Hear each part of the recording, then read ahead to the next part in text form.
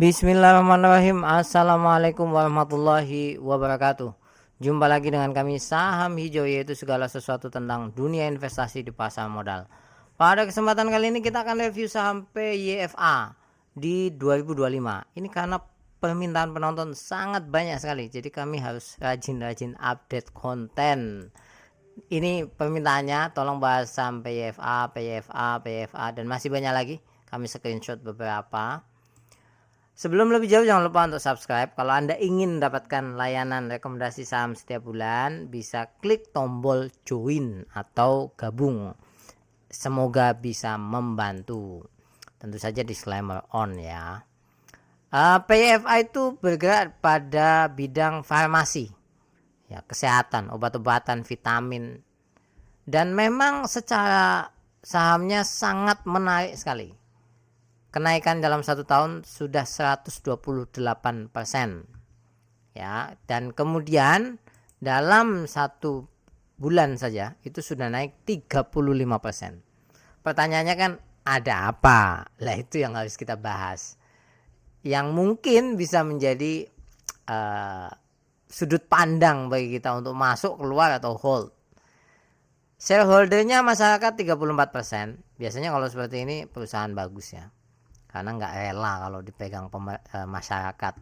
Kemudian untuk komposisinya lokal lebih dominan, kemudian asing banyak yang keluar pada beberapa bulan ini, tapi secara dominasi holder itu kebanyakan di sini adalah asing. Ini loh, asing.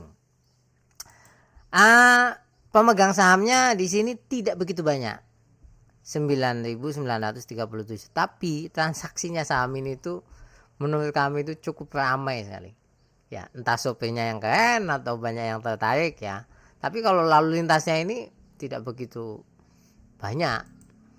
Nah, ini produk-produknya, ini diantaranya, ingat ini diantaranya, karena portofolio produknya lebih dari 300 ya. Ini dari public expose-nya. Kalau Anda akrab dengan vitamin, ada Ester C, ada Nutrimax, kemudian ada Arkin, Flutam, wah banyak banget lah pokoknya. Nah, mari kita lihat secara fundamental ya. Sebetulnya perusahaan ini tuh gak bagus kalau secara fundamental. Mohon maaf saya mengatakan apa adanya. Karena apa?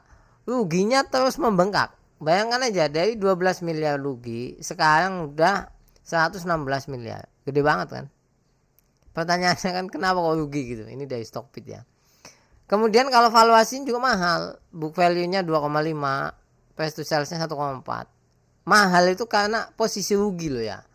Kalau posisi untung gede kayak gini bisa jadi murah, tapi ini kan rugi. Bahkan P/nya minus, karena sekali lagi kerugian maka akan berefek ke banyak rasio. Nah, kalau kita lihat dari profitabilitasnya, gross profitnya besar, operating profit marginnya sangat kecil. Ini bebannya terlalu besar ini. Kemudian net profit marginnya minusnya gede. Kenapa? Karena beban keuangannya besar. Kita lihat ya, hutangnya, debt to equity ratio-nya 3,7. Gede banget. Kalau versi saham hijau itu mengkhawatirkan kalau seperti ini tuh. Ya. 3,7, quick ratio sama current ratio-nya juga menurut kami cukup mengkhawatirkan lah. Tidak begitu aman lah kalau secara, jadi hutang itu kan kalau masih normal oke aja, ini gede banget. Memang ada tujuan positif, nanti kita sampaikan di belakang. Nah, oleh sebab itu dari segi efektivitas juga akhirnya tidak begitu bagus. Anda bisa lihat nih, Petrosky F-score-nya hanya 2. Ini rating keuangan biasanya itu tidak begitu bagus. Nah, mari kita lihat bedah laporan keuangannya ya, sedikit aja lah. Kenapa kok perusahaan ini ruginya gede banget? Pertama, pendapatan neto itu sebenarnya naiknya signifikan, sangat signifikan, 2,5 kali lipat ini, dari 702 miliar jadi 1 triliun, hampir 2 triliun, gede banget kan. Beban pokoknya wajar lah naik, kan apa istilah katanya ya, pendapatannya naik karena ada promosi dan lain sebagainya, wajar ini.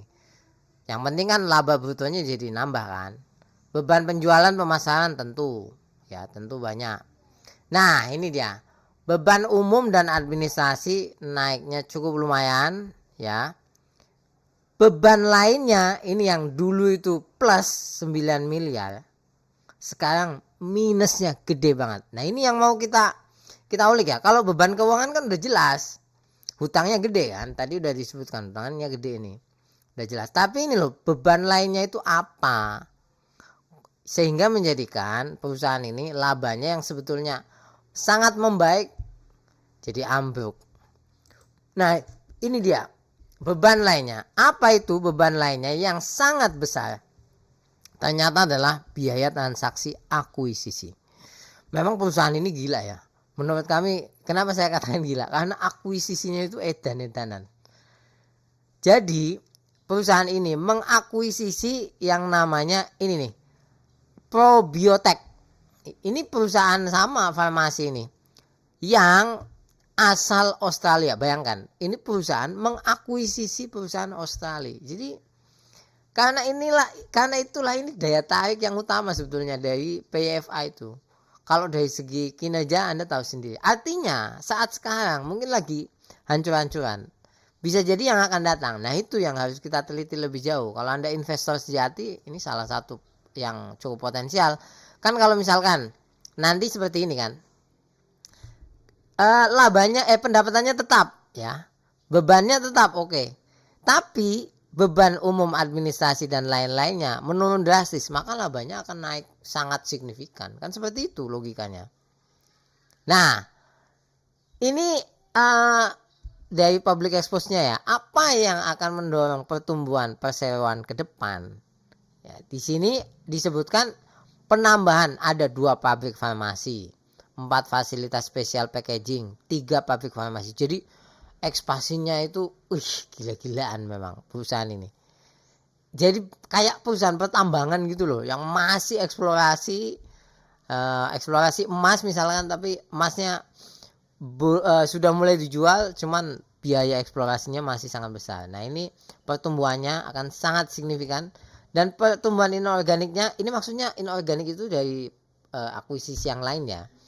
Itu ada di Indonesia, Australia, Filipina, Myanmar, Malaysia. Gila, 7 targetnya Edan.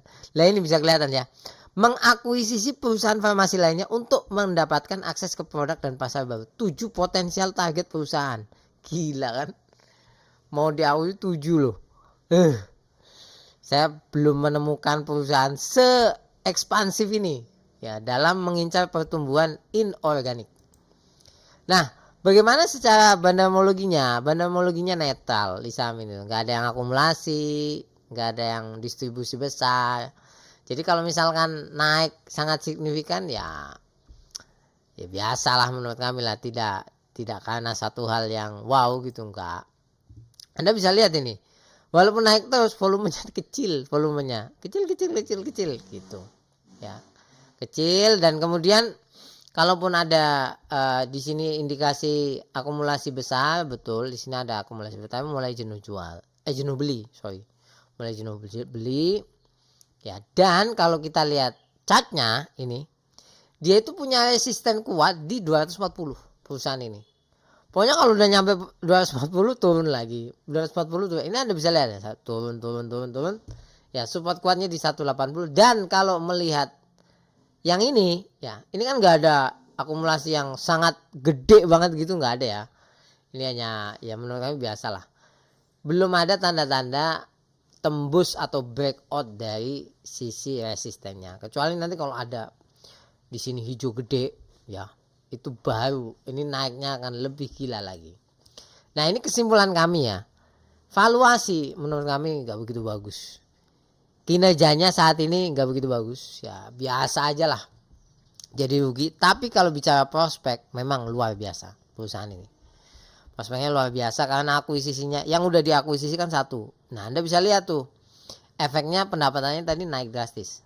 Resiko cukup lumayan besar. Ya, ingat keuangannya. Potensi capital gain ada, dividen jangan berharap. Karena perusahaan ini keuangannya aja masih ngos-ngosan. Masih inilah diambang, istilah katanya harus membayar hutang agar bisa seimbang terlebih dahulu. Ya ini resiko. Memang kalau di perusahaan resiko harus diambil. Apakah ekspansi besar atau gitu-gitu aja. Dan ini perusahaan yang cukup menarik di masa yang akan datang.